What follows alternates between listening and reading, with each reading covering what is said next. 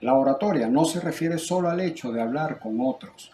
La idea es dominar las herramientas que nos brinda la oratoria para ayudarnos a transmitir un mensaje, una información de una manera ordenada, con el objetivo de que ese mensaje cumpla con los fines de la oratoria, que son persuadir, conmover, agradar o enseñar a nuestra audiencia, a nuestros estudiantes.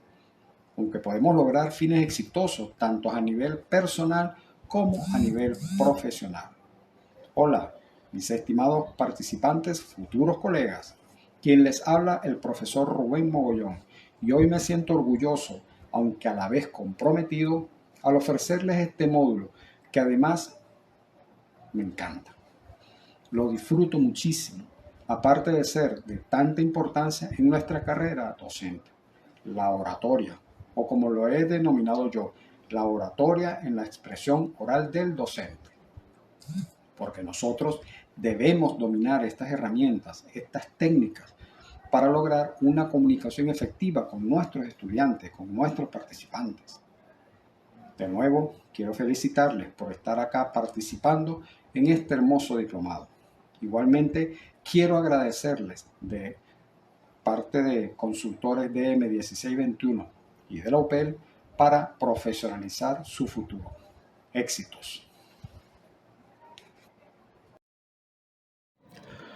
La oratoria, como muchos eruditos del tema la llaman, el arte de hablar con elocuencia en público, para deleitar, conmover o persuadir a una audiencia.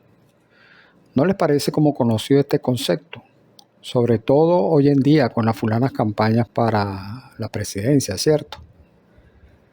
Qué gran cantidad de oradores han surgido en los últimos tiempos. Pero bueno, vamos a lo que nos compete.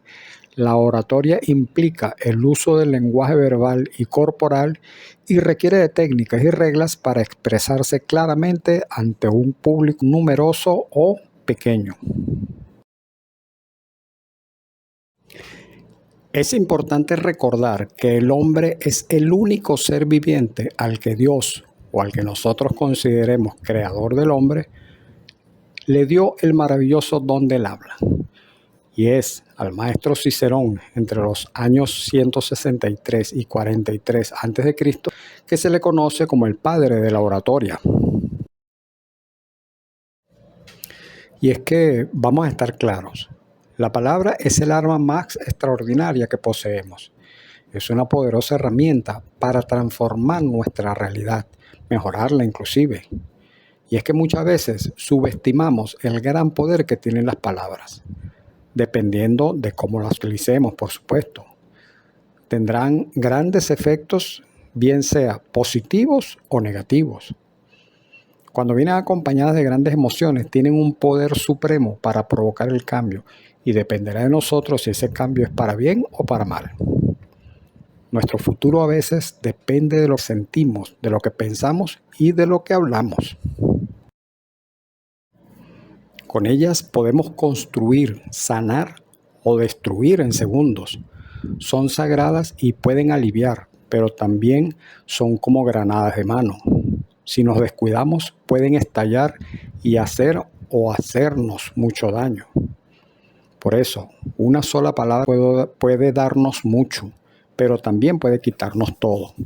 Y es a través de ellas que podemos expresar la riqueza de nuestra alma, de nuestros sentimientos, de nuestra mente y de nuestros conocimientos. Ella nos permite expresar eso que llevamos por dentro, decir lo que sentimos y dar a entender los sentimientos que estamos experimentando en determinado momento.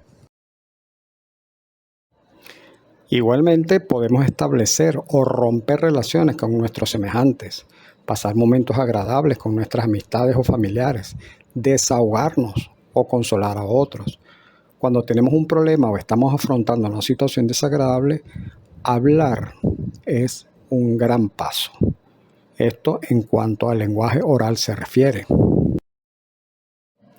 Sin embargo, a través de nuestros gestos, tanto faciales o gestuales, manuales y corporales, también podemos comunicarnos con otras personas. Y estos deben ir en equilibrio con lo que decimos. De lo contrario, el mensaje no se entiende o crea confusión. Ustedes han escuchado la frase que dice, una imagen habla más que 1000 palabras, ¿cierto? Bueno, en el argot de la oratoria se dice que el lenguaje corporal dice más que las palabras. Y es que como seres sociales que somos, aprender a cuidar nuestro modo de comunicarnos es fundamental para que nuestro mensaje llegue y sea interpretado de la manera correcta. Nosotros normalmente prestamos especial atención a nuestras palabras, cuidamos de cómo las vamos a pronunciar, cómo es nuestra dicción, el tono de nuestra voz, y eso está bien, es válido. Pero si tomamos en cuenta que solo aproximadamente el 7% de lo que decimos realmente comunica, entonces debemos prestar más atención a nuestro lenguaje corporal, a la comunicación no verbal, es decir, todos aquellos aspectos que acompañan a nuestras palabras, la mirada, los gestos, la postura, la actitud, porque hasta nuestro carácter influye en la manera de comunicarnos.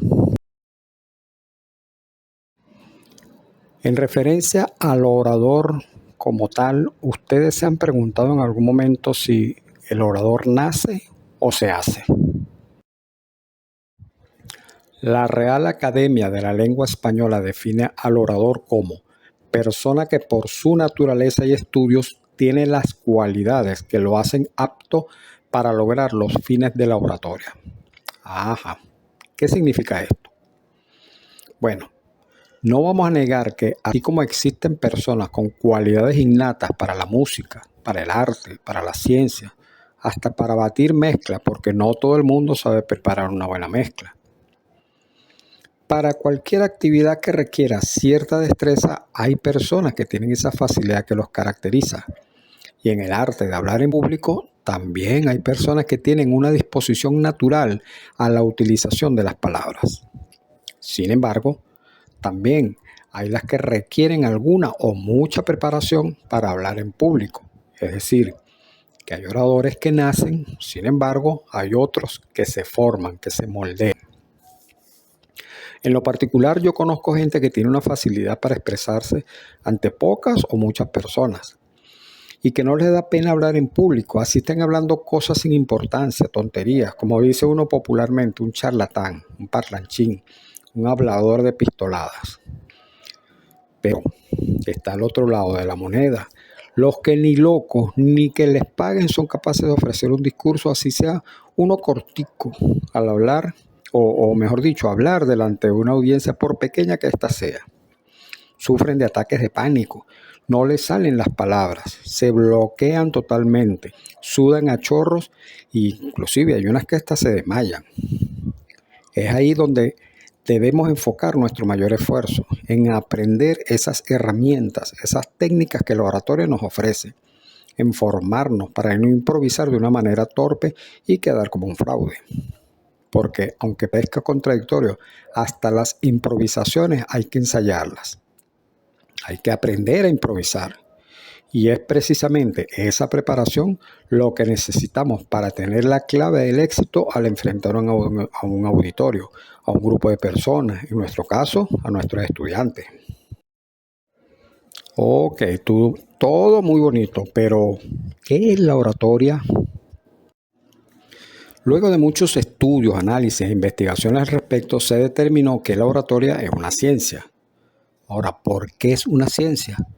Porque gracias a esos estudios, a esos análisis y a esas investigaciones adquirió una serie de principios y reglas que le dieron una fisonomía propia, un rostro, un cuerpo, un conjunto de partes, de habilidades que nos ayudan, nos aportan, nos dan los principios, las técnicas, las herramientas que nos facilitan el expresarnos de una manera verbal y no verbal, con la suficiente claridad, seguridad y el suficiente control, sobre todo el control del miedo o temor, como lo queramos llamar, para transmitir nuestros mensajes de una manera tan clara que a nuestra audiencia no les va a quedar dudas, fastidio, aburrimiento, todo lo contrario. Van a querer seguir escuchando porque se está aplicando lo que reza el concepto de orador, persona que por su naturaleza y estudios tiene las cualidades que lo hacen apto para lograr los fines de la oratoria. ¿Y cuáles son esos fines? Uno de los principales fines de la oratoria es la persuasión. Yo recuerdo cuando estaba chamo, cuando estaba pequeño, allá en mi pueblo, por el estado Trujillo, que llegaban los vendedores ambulantes, normalmente eran árabes. Llegaban a la casa vendiendo cuanta cosa uno se le puede imaginar. Y le ofrecían a mi mamá que si tazas, copas, platos, cobijas, cajas, cajitas, cajones, licuadoras, envases para guardar, qué sé yo, semillas de mandarina. Y esa persona con su palabrería, lo que uno llama labia, le ponía a mi mamá como una especie de hechizo, como un hipnosis, como una especie de embrujo, ¿no? A tal punto que terminaba comiendo una docena de los foranos perolitos y cuando se le pasaba el embrujo despertaba, epa, y ¿qué carrizo hago con este poco de pote? Eran tantos los productos que le ofrecían a mi mamá que tocó reservar una habitación de la casa para irlos acumulando y eso dio origen en mi casa al popular cuarto de los chécheres o cuarto de los peroles, como le llama uno por acá, ¿no? Como dice uno coloquialmente, esa persona tiene una labia que convence hasta el más pichirre. Otro de los fines de la oratoria es agradar. Es bastante común ver esa actitud, sobre todo en los políticos, cuando están en campaña buscando los votos, ¿verdad? Por ahí los vemos cargando niñitos, besando viejitos, recogiendo basura, arreglando calles, ofreciendo villas y castillas. Después que consiguen los votos que necesitan para montarse en el coroto, bueno, ya ustedes saben qué es lo que pasa. Aunque realmente cuando el orador pretende agradar, realmente lo que persigue es crear belleza con la palabra hablada, es decir, producir en los demás un sentimiento placentero a través del discurso. De ese modo es más sencillo que las personas se identifiquen con las ideas que ese orador intenta defender. Por otro lado, tenemos el fin de conmover, típico en los sermones de las misas, en los velorios, matrimonios, cuando la persona encargada de emitir unas palabras va directo a los sentimientos de los asistentes, de la audiencia, logrando así un acercamiento con las personas a través de sus emociones, logrando lo que podría llamarse una empatía inversa. Sientan ustedes lo que siento yo. Como lo afirma Maya Angelou, he aprendido que la gente olvidará lo que dijiste y olvidará lo que hiciste, pero nunca olvidarán lo que les hiciste sentir. Pero el fin más gentil, más bondadoso, más genuino y apasionante para mí, ojo, para mí, que tiene la oratoria es enseñar. ¿Por qué? Porque de esa manera logramos llegar a muchas personas, un sinfín de almas, de la manera más noble que puede existir, transmitiendo conocimientos, experiencias, vivencias a través de nuestros mensajes, cargados de aprendizaje, por supuesto. Esta oratoria también es llamada oratoria pedagógica, didáctica o académica. Y lo bueno de nuestra función como docentes es que siempre tenemos cosas nuevas que enseñar y cosas nuevas que aprender. Como decimos popularmente, todos los días aprendemos algo nuevo. Ahora, ¿por qué es importante la oratoria? Bueno, ya en el año 450 a.C., Pericles, que era un importante e influyente político y orador ateniense de la llamada Edad de Oro, en uno de sus discursos dijo: el que sabe pensar, pero no sabe expresar lo que piensa, está al mismo nivel del que no sabe pensar. Imagínense, desde hace casi 2500 años ya la oratoria era importante. Pero bueno, seguimos con la interrogante. ¿Por qué es importante la oratoria? Bueno, porque cuando comenzamos a dominar esas técnicas, esas herramientas que ella nos ofrece para dominar el miedo escénico, para expresarnos mejor verbal y no verbalmente, nos comenzamos a sentir más seguros, con más confianza. Y eso lo reflejamos a la audiencia. La audiencia lo nota, nota nuestra seguridad. También evitamos las improvisaciones porque vamos a estar claros, es muy desagradable para la audiencia e incómodo para el orador estar en plena clase o discurso y que tengamos que improvisar porque se nos olvidó el guión, el parlamento o que no sepamos manejar nuestro vocabulario, nuestro lenguaje corporal o el tema que estemos desarrollando, tal vez por falta de preparación o falta de práctica. Igualmente nos ayuda a expresarnos correctamente a través de una buena dicción, de una correcta pronunciación, de una articulación precisa. También nos ayuda a potenciar la inteligencia emocional a través de mensajes, afirmaciones y visualizaciones positivas. Aprendemos a dominar, a afrontar el miedo escénico, a controlarlo, porque el miedo no se elimina, el miedo se controla, debido a que el miedo es un mecanismo de protección que tiene el organismo y que nos hace falta para determinados momentos. Tenemos que aliarnos con el miedo, no pelear con él, porque vamos a salir literalmente con las tablas en la cabeza, vamos a perder. Y al manejar las herramientas, las técnicas que nos ofrece la oratoria, nos volvemos más competitivos, porque recordando lo que dijo Pericles hace casi 2500 años, yo puedo ser una persona muy inteligente, que tengo muchos conocimientos, pero no los sé expresar, no sé exponer esos conocimientos. Entonces estaré al mismo nivel de una persona analfabeta prácticamente. Y al ser más competitivos, por supuesto, que vamos a sobresalir, vamos a ser uno menos del montón, como lo decimos en el argot popular. Claro, no debemos confundirnos y chocar de arrogantes, de engreídos. El típico yo soy el papá de los helados, ¿verdad? Porque hasta los helados más exquisitos se derriten. Así que hay que estar muy centrado, con los pies fijados en la tierra, no andar por las nubes. La humildad es la mejor de las virtudes, señores. Un comentario que he escuchado muchas veces es que el castellano venezolano es lo más difícil de aprender, debido a que nosotros tenemos muchos vicios en nuestro lenguaje, tanto así que los consideramos parte del lenguaje mismo. Es impresionante escuchar a personas de diferentes partes del país como hablamos de una manera extremadamente coloquial. Gracias a la oratoria nos podemos desintoxicar un poco de esos vicios. Podemos hacer una terapia antivicios del lenguaje, ¿verdad? Es como ir a una reunión de vicios del lenguaje anónimo. De hecho, yo estaba infectado con esos vicios por mucho tiempo, hasta que conocí la oratoria, me enamoré de ella y me cambió la vida literalmente. Hay muchas maneras de aprender sobre la oratoria y sus técnicas. Sin embargo, debemos tener claro que hay técnicas de oratoria y técnicas de acción oratoria. Las técnicas de oratoria son aquellas que manejamos desde adentro de nuestro ser. Estudiamos nuestro interior. Para ello debemos realizar ejercicios de respiración, de articulación, de dicción, superar esos vicios del lenguaje, controlar lo referente a la velocidad del habla, las pausas y los silencios. En cuanto a la importancia de la respiración en la oratoria, vamos a tomar en cuenta los 4 tipos de respiración que define Michel Domit del Santuario Holístico Renacer. Estas son la abdominal, la torácica, la clavicular y la completa o yógica, que es la que practican en los ejercicios de yoga.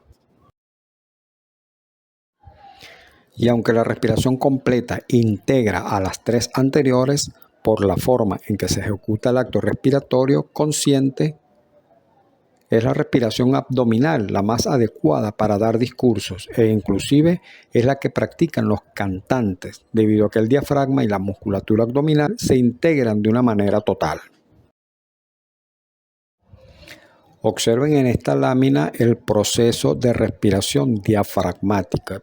Préstenle mucha atención, porque de ahora en adelante les recomiendo que practiquen, que ejecuten este tipo de respiración consciente. ¿Y cómo es este proceso? Bueno, al tomar el aire, es decir, al inhalar, se contrae el diafragma. Al contraerse el diafragma, la caja torácica desciende, llevando al aire a la parte baja de los pulmones, que es la parte más ancha de estos. Al botar el aire o exhalar, controlamos ese aire mientras hablamos, sin perjudicar nuestras cuerdas vocales. Hay que tomar en cuenta también que este tipo de respiración es la llamada respiración consciente, que además aporta una serie de beneficios al organismo, como lo son revitalizar el cuerpo, nos da más energía, aumenta la capacidad pulmonar, dormimos mejor, mejora la digestión, beneficiando también a nuestro metabolismo, libera la tensión muscular, ayudando a su vez a liberarnos del estrés. ¿Y qué es lo que nos sucede cuando vamos a mantener una conversación un tanto larga? Bueno, que respirar normalmente, como lo hacemos inconscientemente, es decir, respiramos torácicamente por la parte superior de los pulmones, produciendo una falta de aire. Y es ahí cuando nos quedamos sin aliento, se nos cortan las palabras, nos afecta las cuerdas vocales. Por lo tanto, debemos recurrir a la práctica de la respiración consciente. Pasando ahora al segundo punto de las técnicas de oratoria, conversaremos sobre la articulación de las palabras.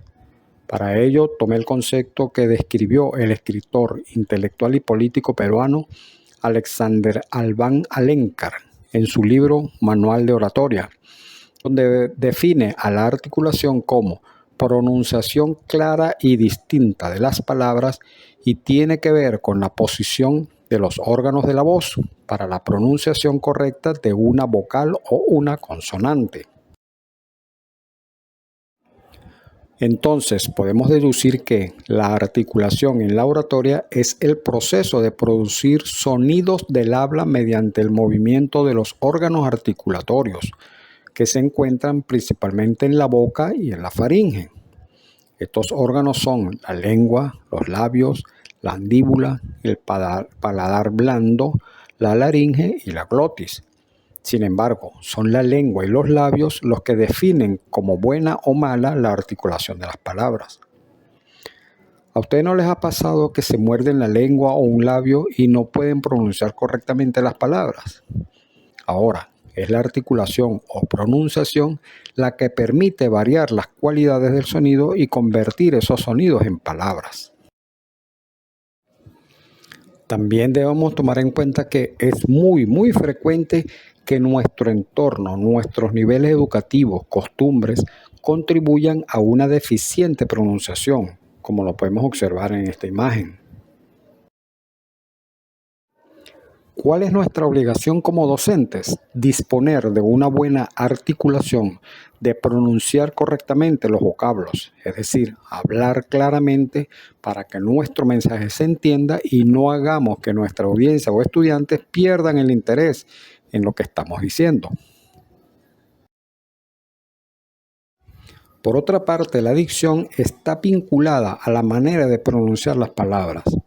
Cuando pronunciamos cada término o cada palabra de manera clara, con la correcta acentuación y las pausas adecuadas, podemos afirmar que tenemos una buena dicción. No debemos confundir dicción con articulación. La articulación forma parte de la dicción y esta depende de una buena articulación. Parece un juego de palabras, sin embargo, la dicción es un conjunto de acciones que llevamos a cabo al hablar, que incluyen a la articulación, la velocidad con la que hablamos, las pausas que hacemos por los signos de puntuación, entre otras cosas. También debemos tomar en cuenta, para no confundirnos, que la dicción puede ser hablada o escrita. En cambio, la articulación se hace solamente por los sonidos que emitimos al hablar. Cabe destacar que los vicios del lenguaje también influyen en una correcta articulación o pronunciación de las palabras. Estos vicios son errores sintácticos, semánticos o de uso que se pueden encontrar en el habla coloquial. Por ejemplo, cuando decimos habían varias gentes. Igualmente, si la persona tiene algún defecto morfológico como labio leporino, lo que nosotros mal llamamos chingos, o alguna condición o trastorno psicológico como autismo, síndrome de Down, déficit de atención o hiperactividad, entre otros. Normalmente este tipo de personas presentan vicios del lenguaje, mala pronunciación y una pobre dicción. No en todos los casos. Hay que aclarar eso, ¿no? Y habitualmente las personas que tienen vicios en el lenguaje pronuncian mal y tienen mala dicción. Asimismo, como hablan, asimismo escriben. Si no, revisen los chats de las redes sociales, los mensajes de WhatsApp, para que comprueben lo que les digo. Por ello, estimados participantes, futuros colegas, nosotros como docentes debemos estar atentos y tratar de pronunciar correctamente, tener una buena dicción, eliminar los vicios del lenguaje o tratar de eliminarlos por lo menos. Yo les aconsejo leer. La lectura nos ayuda mucho a conocer nuevos términos, a corregir los que ya manejamos, si los manejamos incorrectamente, y así pasar a la historia como docentes reconocidos. Yo conozco una gran cantidad de docentes, por lo menos de esta región, que es donde yo vivo y me desenvuelvo, que tienen una pobre fluidez en el lenguaje y así se lo transmiten a sus estudiantes. Ese no es el deber ser de un docente. Por ética debemos hacerlo cada día mejor. Ya en la parte final de este apartado denominado las técnicas oratorias, tenemos a la velocidad, las pausas y los silencios. Estos que debemos aplicar en nuestras disertaciones. Estos elementos forman parte de lo que se le llama organización prosódica de la lengua y esta conlleva a una compleja configuración tanto teórica como metodológica. Sin embargo, acá vamos a tratar de aplicarlas en el plano de la oratoria solamente, para no complicarnos la vida, la existencia, ¿verdad? La velocidad del habla es la rapidez o lentitud con la que una persona articula las palabras durante un discurso. Se determina contando el número de palabras que emite en un periodo de tiempo determinado.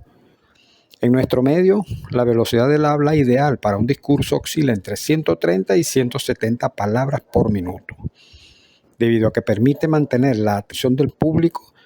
Sin embargo, esta velocidad no es constante y puede variar hasta en la misma persona que está ofreciendo un diálogo, dependiendo de muchos factores, como lo son la relevancia o la importancia de la información, el contexto de donde nos desenvolvemos nosotros, de qué zona geográfica somos. Por lo menos acá en el país, dependiendo de qué región yo sea, puedo hablar más lento o más rápido de lo normal. Por ejemplo, todos sabemos que los orientales hablan muy rápido. Los andinos, sin embargo, hablamos un poco más pausado. El estado de ánimo de la persona también afecta a la velocidad con la que hablamos. Si está eufórico o iracundo, si está triste. El esfuerzo cognitivo que realiza la persona también influye en la velocidad del habla. Si tiene algunas capacidades cognitivas limitadas para aprender, para prestar atención, para memorizar, para hablar, para leer, para razonar.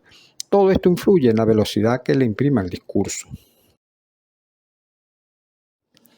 Las pausas y los silencios son elementos que forman parte del ritmo en el lenguaje oral. La distribución de las pausas y la gestión de los silencios desempeñan un rol fundamental en la creación de efectos retóricos que agraden, conmuevan o persuadan a la audiencia, para que hagan que ésta no quiera dejar de prestar atención al orador. Hay pausas silenciosas que se producen cuando el orador no emite ningún tipo de sonido. Y hay pausas audibles, que son las que se originan por el ruido de la respiración. Cuando estamos hablando y de repente uno emite una exhalación de aire, eso se escucha. Lo que se refiere a los silencios, estos se producen cuando hay una ausencia total y prolongada de sonido alguno. Sin embargo, el hecho de que no haya sonido alguno no significa que no haya comunicación. Puede ser que yo quiera propiciar una pausa reflexiva, bien sea por falta de atención por parte de la audiencia o para tener más claridad en lo que voy a decir. Hay silencios que gritan, que son cómplices, que censuran, que claman, que duelen. De hecho, el lenguaje es palabra y silencio. Ustedes no se han encontrado a personas que bombardean palabras o argumentos a toda velocidad. Dan la impresión de que son muy cultos, muy letrados, unos eruditos. Sin embargo, nos cuesta mucho retener algo de lo que dicen. Estas personas deben aplicar la técnica de la metáfora de la estantería. Es sencilla. Se trata de imaginar que las personas que escuchan un discurso sostienen en sus brazos las palabras que les transmite el orador, como si fuesen libros, y que de vez en cuando necesitan un momento para girarse y ordenar esos libros, esas ideas, esa información en la estantería de su inteligencia y memoria. En ese espacio de tiempo, cuando giran, no escuchan ni retienen más ideas. Así que el silencio del orador es la oportunidad para darles ese tiempo que necesitan. Así pues, entre frase y frase, entre fase y fase de esa estructura o entre una sucesión de argumentos y otros, debemos hacer un silencio de unos segundos apenas. El tercer y último punto de este objetivo se refiere a las técnicas de acción oratoria. Recuerda que les dije sobre las técnicas de oratoria y las técnicas de acción oratoria. Las primeras consisten en controlar funciones internas de nuestro organismo, la respiración, la articulación, la dicción, la velocidad del habla, las pausas y los silencios. En cambio, las técnicas de acción oratoria son aquellas que integran las expresiones gestuales, manuales y corporales. Es decir, son nuestras funciones externas. Aunque el rostro, las manos y el resto del cuerpo pertenecen al mismo ser, estas están por la parte externa del cuerpo y deben estar hilvanadas, acompasadas, sincronizadas con las técnicas de oratoria. Estas expresiones gestuales son una forma de comunicación no verbal que implica los movimientos que realiza el orador con su cuerpo, con su rostro y sus manos durante una disertación, un discurso. Estos movimientos a su vez pueden comunicar mensajes específicos, ya sea sustituyendo a las palabras o acompañándolas. Por ejemplo, el orador puede usar los dedos para enumerar elementos, asentir con la cabeza para mostrar acuerdo o subir los hombros para indicar confusión o duda. ¿Qué sucede cuando no podemos expresar nuestras emociones? Ustedes saben que el ser humano está constituido por cuerpo, que es nuestra parte física, y mente, que es el raciocinio y las emociones. Si alguno de estos componentes falla, el resto no funciona. Se presenta un conflicto interno. Si estas dos partes no están en perfecto equilibrio, el organismo no funciona correctamente. En cuanto a las emociones, emoción que no se expresa vuelve a surgir en forma de síntoma. Esto puede llevar a problemas como el aumento del estrés, la ansiedad, la depresión y la disminución de la satisfacción general en la vida. Hay un vocablo de origen griego que significa etimológicamente ausencia de palabras para expresar las emociones o los sentimientos. Este vocablo es la alexitimia y describe la dificultad para identificar y expresar emociones. Las personas con este trastorno a menudo tienen problemas para reconocer sus propios sentimientos y, por supuesto, los de los demás, lo que puede llevar a desafíos en las relaciones con las demás personas. Esta perturbación produce una especie de bloqueo emocional, que aunque ese bloqueo es un mecanismo de defensa del cerebro, nos impide que podamos sentir emociones con normalidad, impidiéndonos pensar con claridad, afectando nuestra vida cotidiana. Por ello, vamos a aprender un poco más sobre la inteligencia emocional y comencemos a controlar nuestras emociones para tener un mejor control de nuestras vidas. Ahora, lo que respecta a la expresión manual, esta es una técnica de acción oratoria que consiste en movimientos de manos y brazos, que acompañan, por supuesto, a las palabras y las hacen más comprensibles para el público. Lo que se expresa con las manos debe ir en correspondencia a lo que se dice con palabras. Lo contrario puede confundir a la audiencia o hacer parecer inseguro al orador. Usar ademanes en nuestras presentaciones significa mover las manos, los hombros o el cuerpo entero, a fin de expresar ideas, estados de ánimo o actitudes. Ahora, la expresión corporal o lenguaje corporal es una de las formas básicas para la comunicación no verbal. A veces los gestos o tipos de movimiento de las manos, los brazos o las piernas pueden ser una guía de nuestros pensamientos o emociones subconscientes. En cuanto a los movimientos del cuerpo, estos deben ir, al igual que las manos y el rostro, en equilibrio o fortaleciendo lo que expresamos verbalmente. Deben ir en armonía total, no danzando de un lado a otro con movimientos descontrolados, porque eso refleja inseguridad, nerviosismo, falta de preparación y al final quedaremos hablando solo porque todos los de la audiencia se van a ir. Por acá les dejo estas cápsulas de oratoria. 1. Hacer ejercicios de respiración consciente, preferiblemente respiración diafragmática. Vamos a practicar la articulación, la dicción. Hay muchos ejercicios para practicar estas dos formas de decir las palabras. Vamos a controlar la velocidad del hablar. Vamos a aprender a usar las pausas y a planificar nuestro silencio. Vamos a grabarnos dando un discurso, vamos a revisarlo y si no nos gusta lo repetimos o si vemos alguna fallita lo repetimos. Vamos a practicar hasta que lo hagamos de una manera fluida y sin nervios. Y bueno, revisamos. Si no nos gusta o no estamos conformes o sentimos que tenemos fallas, ¡pum!, regresamos al punto 1. No sé si ustedes alguna vez oyeron hablar o vieron alguna actuación de Marcel Marceau, el famoso mimo VIP, el mimo más famoso de la historia de la pantomima. Él expresaba muchísimas cosas sin emitir una palabra. Solamente con su expresión gestual, manual y corporal lo decía todo, trabajando principalmente las emociones y los sentimientos. Bueno, mis estimados participantes, futuros colegas, hasta aquí este primer tema de este hermoso módulo de la oratoria en la expresión oral del docente.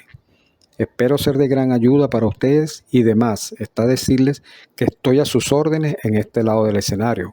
Muchísimas gracias por atención y un abrazo cordial.